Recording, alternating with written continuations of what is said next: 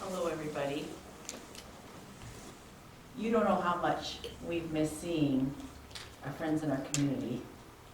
As you well know, circumstances in the world today, but it's nice to see so many people that were able to come and support the family today, so thank you. My name is Pauline Haycock, and I am the celebrant here at Reynars Funeral Home. And so before we start, I'm giving you my same old announcement, which is if you have a cell phone, would you please be so kind as to turn off the ringer for the duration of the service. And interment will be at a later date, so you're invited to join the family for refreshments here in the reception hall after the service. So would you please rise as the family comes to join us.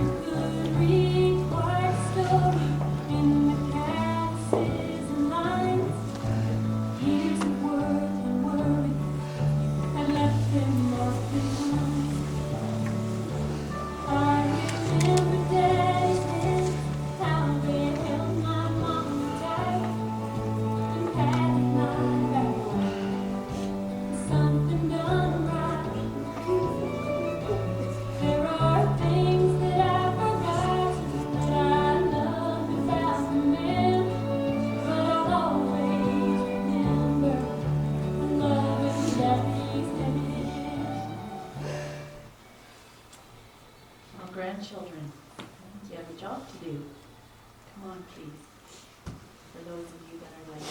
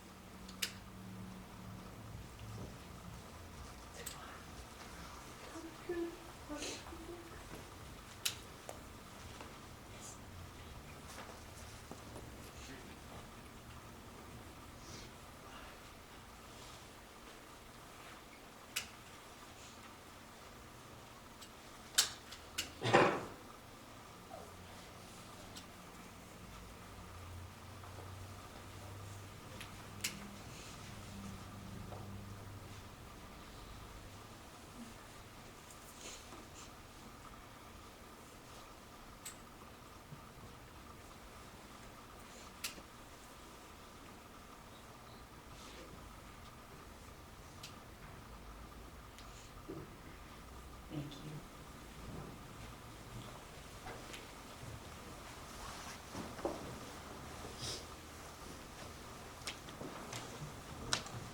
Well, would you please join me in prayer? Heavenly Father, thank you for today. And we thank you for Smiley. We thank you for the years that he had, and the blessing and the joy that he was to his family and to his community. And I ask that you would comfort them with the words that are spoken here today. Encourage them, please, Father. And now we will pray as Jesus taught us. Our Father, who art in heaven, hallowed be thy name. Thy kingdom come, thy will be done on earth as it is in heaven. Give us this day our daily bread, and forgive us our trespasses, as we forgive those who trespass against us. And lead us not into temptation, but deliver us from evil. For thine is the kingdom, the power, and the glory, forever and ever. Amen.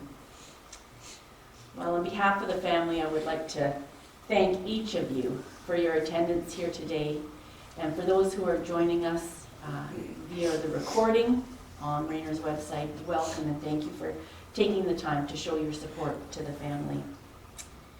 Well, today we are gathered here to celebrate the life of Helmut Arthur Andersch, a.k.a. Smiley, and I was glad when she told me Smiley, because I think I'm going to have a hard time with Helmut for the rest of the service if I have to keep saying it. He passed away on October 29, 2020, at the age of 88. Smiley was a husband, father, grandfather, friend, a man who was full of life and energy, and who will be missed by all who knew him. It's not unusual to have our thoughts turn to the past when we hear of the passing of a loved one, of a family member or a friend. And we recall the good times and the bad. We laugh and we cry, and in so doing, we end up encouraging each other. And it's hard to understand how that happens, but we do. And we begin to start down the path of grief. And today's service will be filled with memories from Smiley's family and friends. Edith and I had a fantastic conversation on the phone this week. I was sorry that I couldn't meet with everybody and hear all of your stories. But one of the things that stuck out to me over and over again was Edith kept saying, he was kind of cranky. And it just made me laugh when she said it. And then she also told me that most people called her Smiley's wife. So I'm going to try really hard to say her name every single time I speak about her today. So I hope that today you're reminded of an experience that maybe you had with Smiley, and that you'll share it with the family later on in the reception hall. And it seems a bit ironic that our service would be about memories, especially since Smiley's last years were spent battling Alzheimer's. And I've realized that though our loved ones who battle with Alzheimer's or dementia look like the same person that they've always been, Alzheimer's and dementia causes them to behave differently and say and do things that they never would have normally done otherwise. I would like to stress the importance of supporting a family who are struggling with this overwhelming task of caring for a loved one, just as Edith did all these months and years. It's a difficult job, and I just want to thank you for that. Good for you. I spoke to the son of a woman with dementia shortly after she passed away, and he said something that really caught my attention. This is the second time to lose her. There is no truer statement about Alzheimer's than that. And I was fortunate to find a poem written by a man named Dick Underwood back in 2010 that echoes those words very well. And he writes, "You didn't die just recently, you died some time ago, although your body stayed a while and didn't really know. For you had Alzheimer's, and you failed to comprehend. Your body went on living, but your mind had reached the end. So we've already said goodbye to the person that we knew, the person that we truly loved, the person that was you. And so when we remember, we'll think of all the rest. We'll concentrate on the earlier and remember all the best." That's what today's about. For in the real scheme of things, your illness wasn't long compared to all the happiness you brought your whole life long. We think of you as yesterday, when you were fit and well, and when we're asked about you, it's those things that we'll tell. And so, remembrance of a mind so fit and true, we're here to pay our last respects and to say that we love you. I think that's a great poem for today. So Jennifer, looking for Jennifer.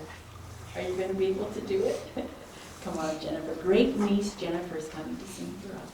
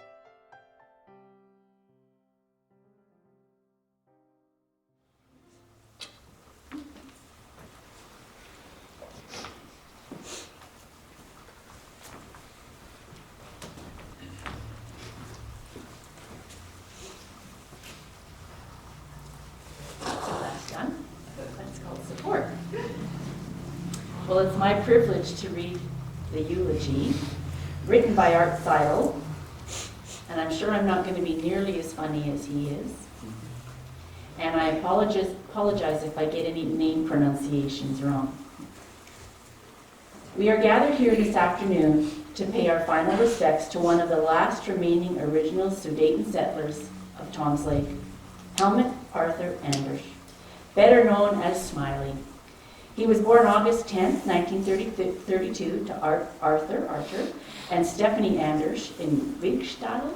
Did I do that right? Ooh, Czechoslovakia.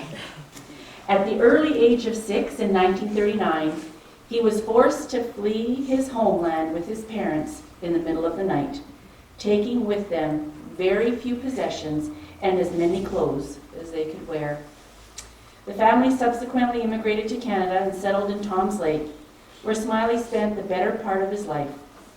He worked on the family farm in his younger years, played soccer with his classmates at the old Tom's Lake School, and eventually grew up into a handsome young man eager to start a life of his own. And started he did. One particular story that comes to mind is the story of how he ended up in Whitehorse falling trees for a lumber company one summer. Well, Smiley was in the beer parlor in Poos one day when he was asked to provide some ID. He wasn't of legal drinking age then, only 18, and could not provide it, so he was requested by the RCMP to comply the next day. Smiley then heard of a job offer to drive new vehicles for a car dealership up to Whitehorse for $25, and off he goes. The citation for his failure to provide the proper ID is buried somewhere in the RCMP archives. Smiley continued working on various jobs in his younger years. He went to Revelstoke and saw the construction of the Rogers Pass, went to Watson Lake and worked on the distant early warning line, came home and worked for Boric Construction, building Highway 2, operating buggies and cats. When there were no other options, the local logging camps filled the need for Smiley as well as other young men of the community. For many young men, the social events within the community, particularly dances, provided the venue to meet attractive young ladies. One particular young lady caught Smiley's eye, and as determinedly as he hunted moose, this one wasn't going to get away. His tenacity paid off, and Edith Harold soon became his wife when they were wedded on May 26, 1962, at the Notre Dame Church in Dawson Creek. Their first home was the former Kreutzer farm, and shortly after, they purchased Alois Schultz homestead, where they began their farming career. During the winter, Smiley ran his dad's logging camp and spent the rest of the year establishing a farm the family ran for many years. As the farm expanded, so did the Andersch family. For on November 17, 1962, Smiley joined the ranks of fatherhood and welcomed their firstborn Kathy, followed by Bonnie on July 22, 1964. Smiley was proud of his two girls and argued they worked harder on the farm than any sons he would have had. With a competent crew looking after the farm, Smiley once again took on jobs off the farm. He was employed with the BC Forest Service as a scaler and retired as a private tree faller, still packing a chainsaw on snowshoes from tree to tree at the impressive age of 61, when a heart attack slowed him down to an acceptable pace. During his many years of farming, he became more involved and diversified. He sold cream, veal calves, grass seed, and finally went into beef production, ending up with a good-sized herd for all the hard work. Throughout his many years of farming, Smiley was known for his accuracy in accounting and carefully looked after the pennies and nickels. The dollars, he said, would look after themselves. He helped out neighbors where he could and often shared the success of his hunting and fishing trips with family and friends. He was proud to offer a good-sized sample of his smoked meat and fish or homemade sausages to others. Smiley possessed the ability to douse for water and helped some farmers drill water wells in the exact location to be fruitful. Finally, as Smiley would say, Kathy and Bonnie graduated from high school in 1980 and 82 respectively and began careers of their own, followed by wedding bells later on. On July 20th, 1985, Smiley proudly walked Kathy down the aisle to future husband Dorian Anderson. A year later, he received official title of Opa, what everybody waits for, as his first granddaughter, Ashley Naomi, was born just 3 days before Smiley and Edith's 25th wedding anniversary. Bonnie soon followed suit, and on July 6, 1991, Smiley once again walked down the aisle, accompanying her to future husband Todd McCallum. Smiley was soon overjoyed when he later became Opa to 3 boys, Cody, Tyson, and Ryan. His prayers were answered. I just thought that was sweet. Finally, 3 grandsons to make up for the boys he always wanted. He got to fill the role of being big brother to Egan, thank you, and Ernie when their father passed away early in their life. 3 great-grandchildren were later born to Ashley and Brad Harper, named Madison, Presley, and Nova. In the late 60s and early 70s, when snowmobiling was very popular, Smiley, Edith, and the girls would regularly travel the miles and miles of seismic lines west of their farm. A package of wieners, some buns, and a thermos of tea went in the rucksack, and off they went for a day of adventure. They had many friends join them on their expeditions over the years, with countless stories being retold. Smiley also enjoyed camping and traveled as far as Alaska with side trips to Liard Hot Springs. Do not ask about any pictures between home and their destination. There aren't any. Smiley simply refused to stop driving once he hit the road, and if he was forced to, he voiced his displeasure at the interruption of the journey for the rest of the trip. Oh, by the way, there are a few pictures, if you could call them such, at 60 miles an hour. Signs and cairns are just a blur. Over the years, Smiley has enjoyed playing cards of all kinds, playing broomball, gone bowling, and more recently, floor curling. He enjoyed the trips to Reno, Las Vegas, and Arizona in his retirement years. But as we all know, hunting was his #1 passion. You could almost guarantee on the morning of hunting season each year, there would be a skinned-out carcass of a deer, moose, or elk hanging from the tractor front-end loader. More than one moose has met its demise when it stopped and turned around in amazement to see what in the world had been following me through the swamps and bush for the last 3 miles. One of Smiley's favorite sayings was, "It's just a little further in the bush, about 50 yards or so." Smiley looked forward to hunting each fall with such excitement that not all of us can truly appreciate. May Smiley be granted eternal rest in his happy hunting ground. Smiley is survived by his wife Edith, his loving wife of 58 years. Daughters Kathleen and Dorian Anderson, Bonnie and Todd McCallum. Grandchildren Ashley, Brad Harper, Cody Anderson, Tyson McCallum, Jaden, Ryan McCallum. Great-granddaughters Madison Presley, Nova Harper. Sister-in-laws, Diana Andersch, Isolde, that wasn't the biggest worry, Bone. Brothers-in-law, Egan, Nadia, Harold, Ernie, Liz, Harold, and numerous nieces and nephews. And of course, this was respectfully prepared by Art Seidel. What a great story. Your community has a great story. We talked about that, the hard life, and I said, you guys just come from good stock. And Edith corrected me and she said, we come from strong stock. And I said, that's exactly right, I'm going to remember that. Well, American humorist Sam Levinson is credited with saying, "Love at first sight is easy to understand. It's when 2 people have been looking at each other for years that it becomes a miracle." As you heard in the eulogy, Smiley and Edith met at a dance, and Edith shared with me that they enjoyed dancing later on in their marriage as well. It's how they met, it's what they enjoyed doing. And I enjoyed hearing the story that Edith shared, when she was, and was surprised to hear how there was a time when Smiley didn't want to go dancing. Work was in the way, it was busy, and she was so delighted when they started dancing again. Well, I'd like to share one of my very favorite readings about dancing. I've shared it at other services, and I think it's really appropriate for couples who have had a lot of years together. 58? Yeah. And a half. Do not miss one of them. It has been said that a wedding is an event, but a marriage is an achievement, and those who achieve many years together have probably learned some secrets along the way. I know a couple who have been married for over 40 years who love to dance. And when they get up to dance, she just naturally swings into his arms and they fall into step with each other.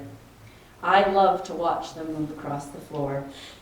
She anticipates where he is guiding her, and he keeps them on a safe course that tries to avoid collisions along the way. They don't have to concentrate on their feet or the moves because they are well practiced. So they chat and smile as they go, and sometimes he might even sing in her ear.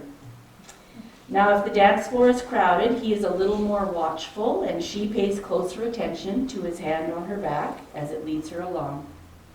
They may miss a step now and then in such circumstances, but soon they are back in time with each other.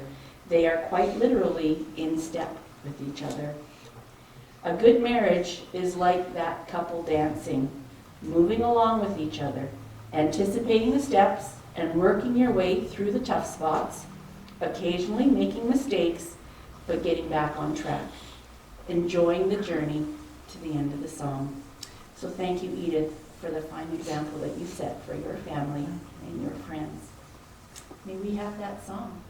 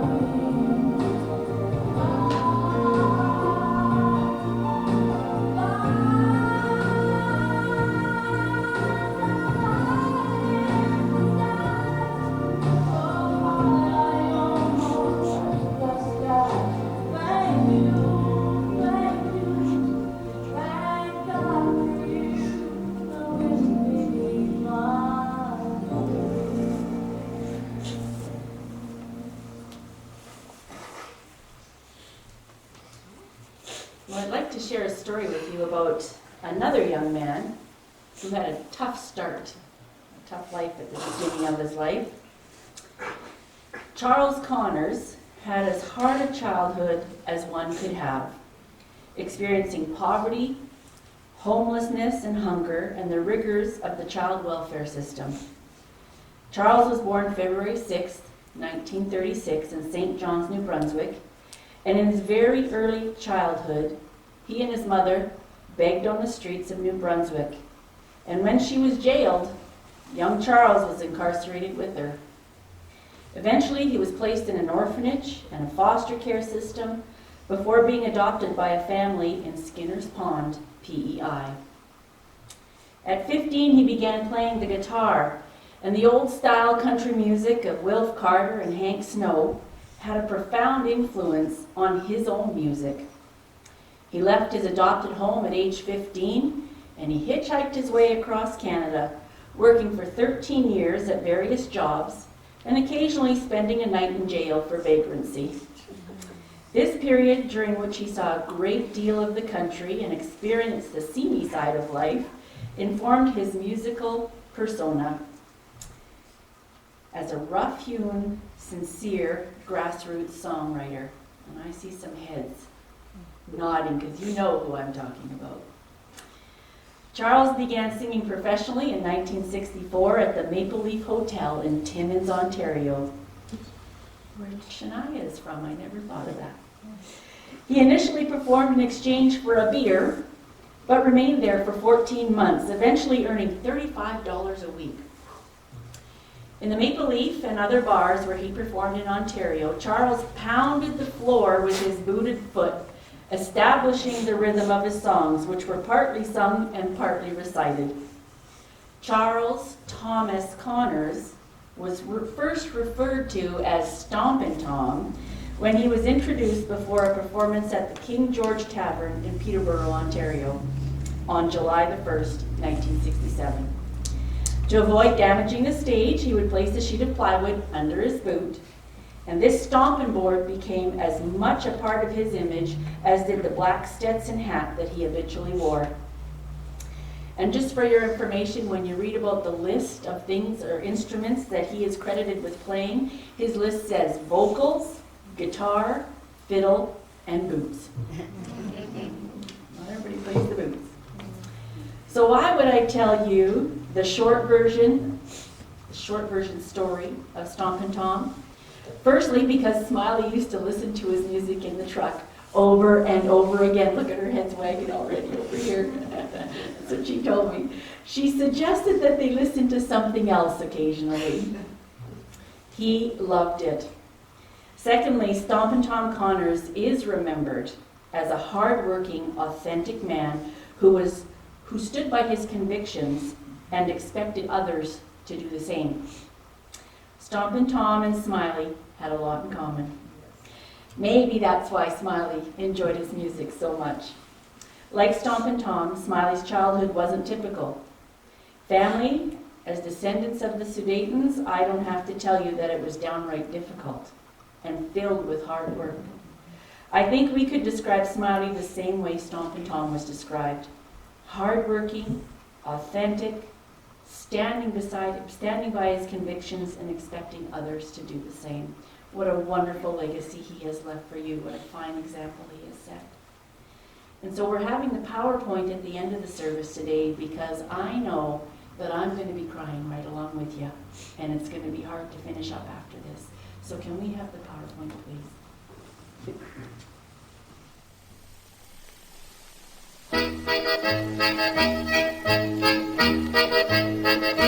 Can't you see I love you? Please don't break my heart in two. That's not hard to do, 'cause I don't have a wooden heart. And if you say goodbye, then I know that I would cry. Maybe I would die, 'cause I don't have a wooden heart. There's no strings upon this love of mine. It was always you from the start. Treat me nice, treat me good, treat me like you really should. 'Cause I'm not made of wood, and I don't have a wooden heart. Muss ich denn zum Städtelein-Haus, Städtelein-Haus, und du, mein Schatz, bleibst hier.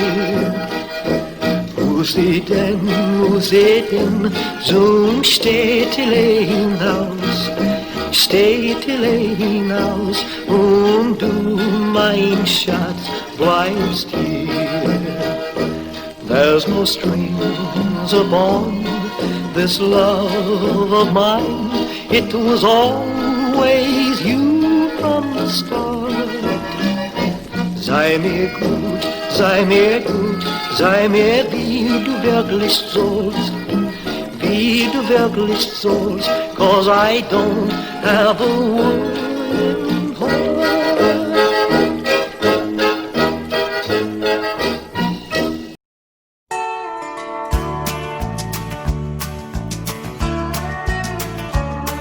You may think that I'm talking foolish. You've heard that I'm wild and I'm free.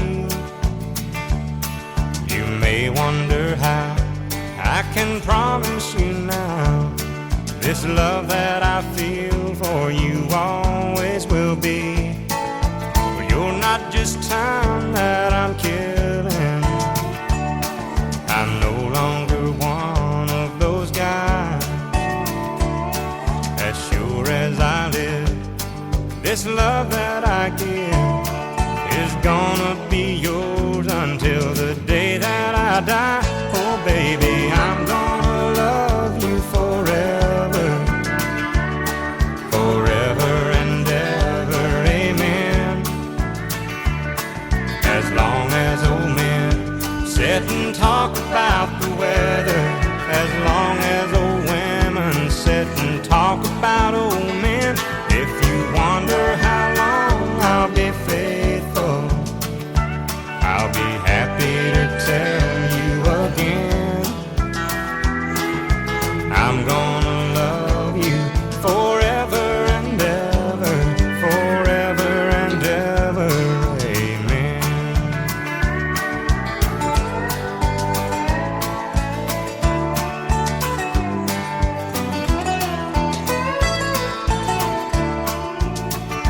They say time takes its toll on the body, makes the young girl's brown hair turn gray.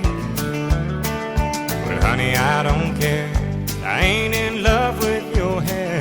And if it all fell out, well, I'd love you anyway. They say time can play tricks on memory.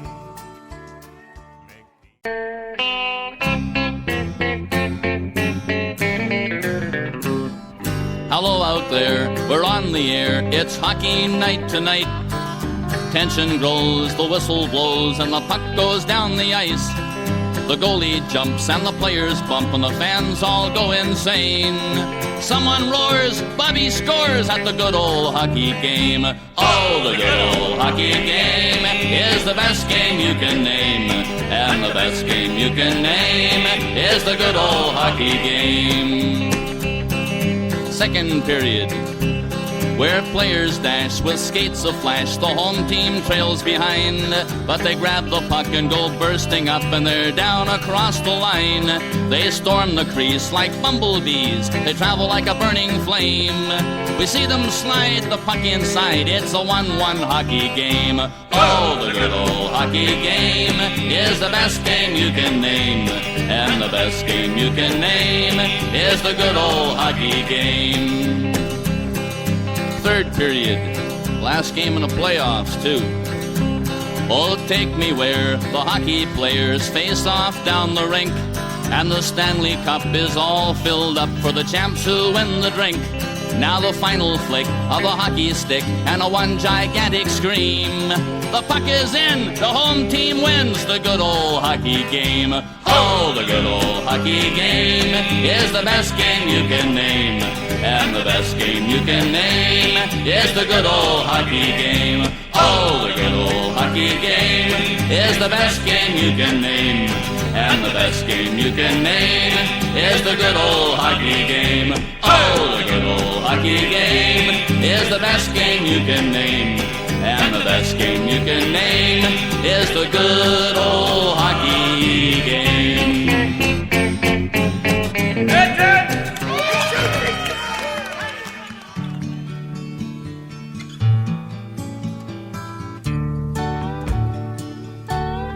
Till the rivers all run dry,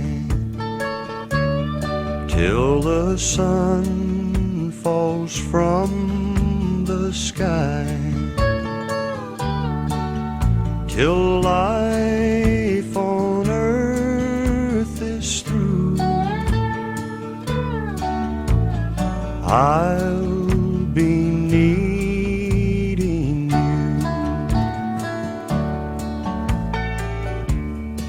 I know sometimes you may wonder, from little things I say and do, but there's no need for you to wonder. If I need you, 'cause I'll need you till the rivers all run dry, till the sun falls from the sky, till life on earth is through, I'll be needing you.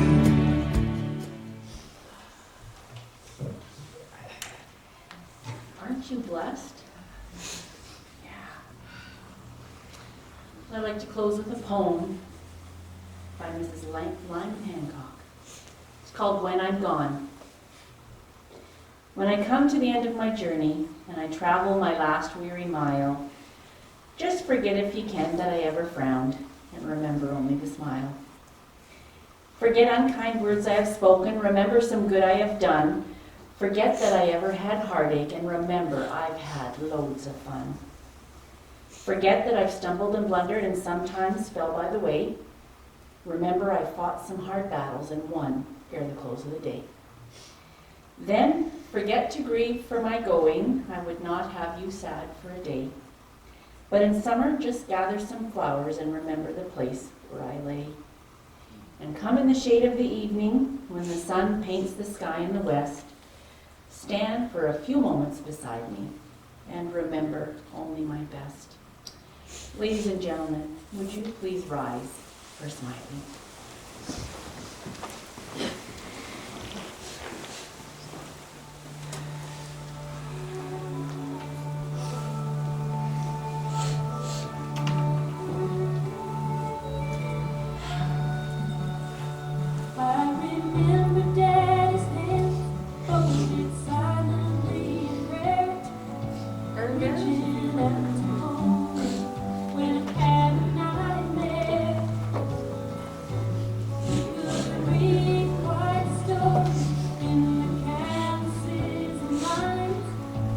Years of work and work had left him marked behind.